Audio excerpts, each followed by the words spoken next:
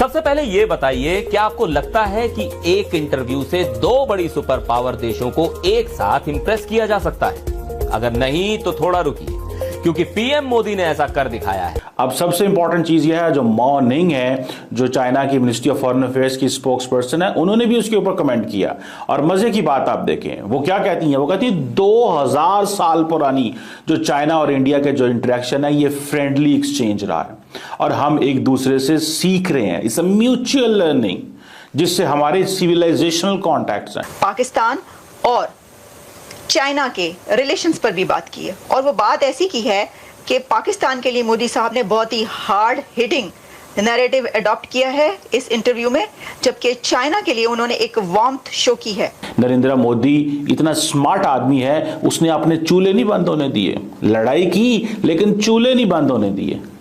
अगर चूल्हे बंद हो जाते तो फिर था असल फर्क पड़ना।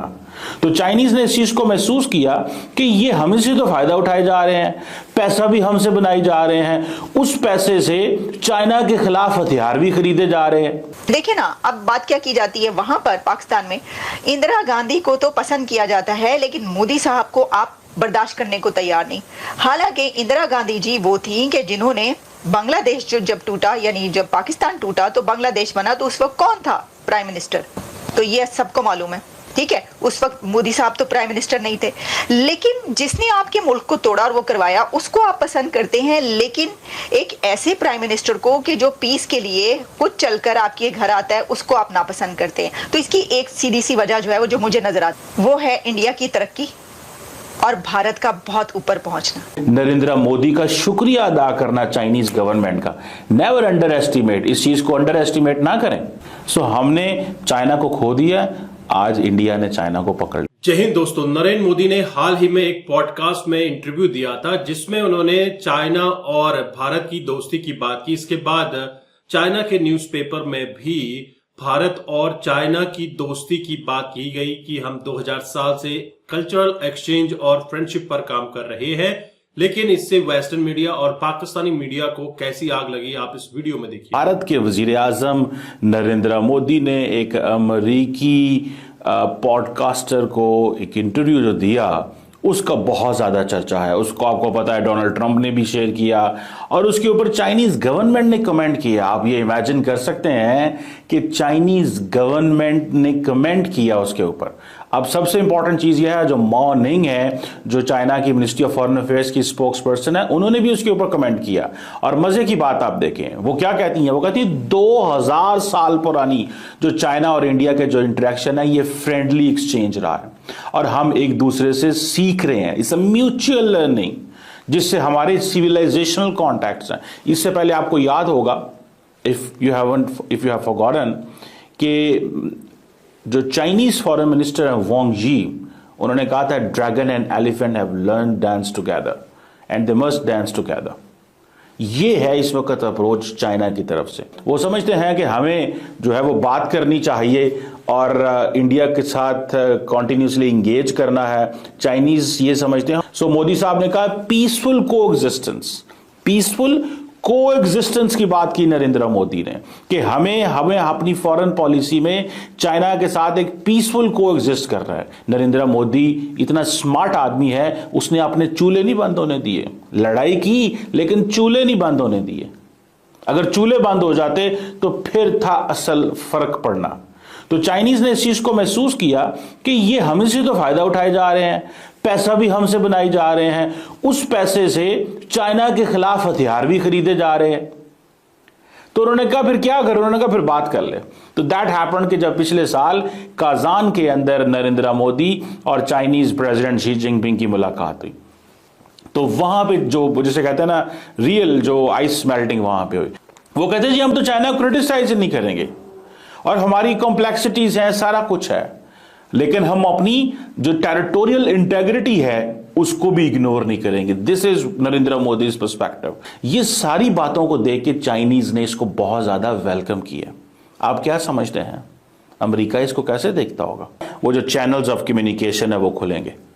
ये चैनल्स ऑफ कम्युनिकेशन तो अमेरिका ने भी खोले हुए हैं, कारोबार भी कर रहे हैं, चैनल्स ऑफ कम्युनिकेशन भी खोले हैं और उसके साथ साथ कंपटीशन भी है। सो इंडियंस ने इसको अंडरस्टैंड किया और नरेंद्र मोदी ने इस चीज को समझ लिया कि हमें इस चीज पे काम करना है। लेकिन नरेंद्र मोदी का शुक्रिया अदा करना चाइनीज गवर्नमेंट का, नेवर अंडर एस्टिमेट, इस चीज को अंडर एस्टिमेट ना करें।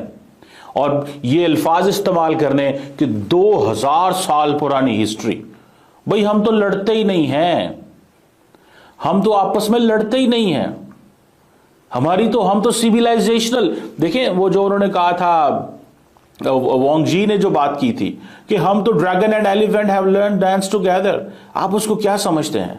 ये पाकिस्तानी है जो खामोश रहता है, इसकी लीडरशिप ही है जो खामोश रहती है। भाई शी जिनपिंग ना बोले तो कोई फर्क नहीं पड़ता। पूछें क्यों? कि शी जिनपिंग के पीछे जो फॉरेन ऑफिस है ना, वो इतना तगड़ा है कि जब वो बोलता है ना तो दुनिया वो उसको चलाती है।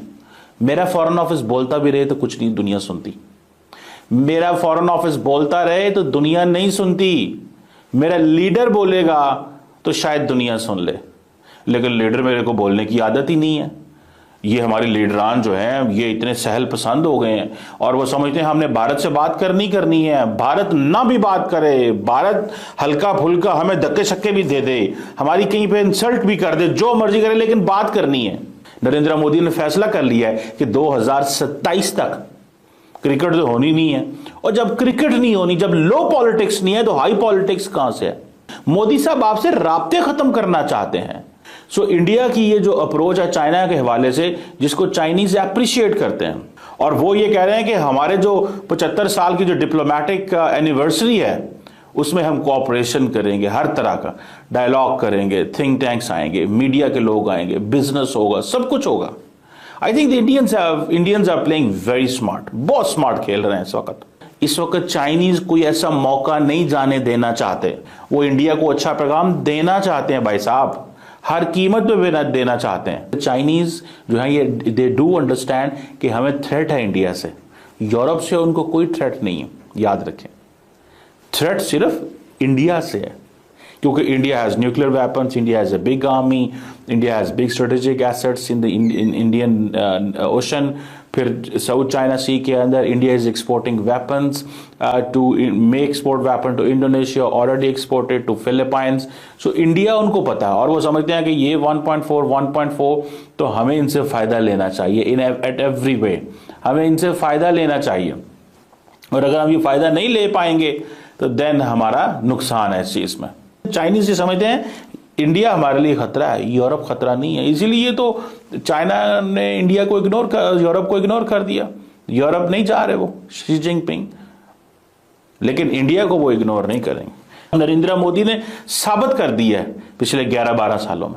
आप ना सोचें नरेंद्र मोदी को पाकिस्तान का फायदा करने नहीं बैठा हुआ, नरेंद्र मोदी अपने 1.4 बिलियन का फायदा करने बैठा हुआ है।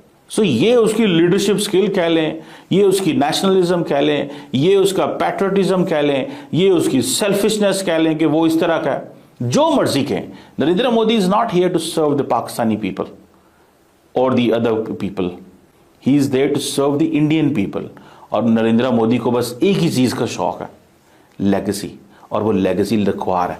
सो हमने चाइना को खो दिया, आज इंडिया ने चाइना को पकड़ लिया। तो दोस्तों आपने ये वीडियो देखी और आपको आइडिया लग गया होगा कि नरेंद्र मोदी के एक इंटरव्यू में दोनों वेस्टर्न पावर, अमेरिका को भी खुश कर दिया गया और चाइना को भी खुश कर दिया गया, लेकिन मिर्ची कहीं ना कहीं अमेरिका को इस बात की लगी है कि यार हम जिसे चाइना से लड़वाना चाह रहे थे वो चाइना के करीब कैसे चला गया और इतना करीब क्यों जा रहा है। हालांकि चाइना भरोसे के लायक तो है नहीं, भारत ये अच्छे से जानता है, क्योंकि अभी अमेरिका का प्रेशर चाइना के ऊपर बना हुआ है। जैसे ये प्रेशर कम होगा तो कहीं ना कहीं फिर चाइना अपना असल रंग दिखाए। 2020 गलवान मसले के बाद से आप देख रहे हैं किस तरह से भारत एकदम अपनी अडिग स्थिति लेकर बैठा हुआ था कि हम इससे पीछे नहीं हटेंगे, लेकिन चाइना को बैकफुट पर जाना पड़ा। वह उसका अपना एक स्ट्रेटेजी था, ये नहीं कि वह भारत से डर गया था। लेकिन आज वह भारत से दोस्ती क्यों चाहता है? क्यों वो चाहता है कि एलिफेंट और ड्रैगन दोनों डांस करें? वहीं पाकिस्तान इस बात से दुखी है कि हमने चाइना अपने बाप को खो दिया है, क्योंकि चाइना तो उनको पाल पोस रहा था।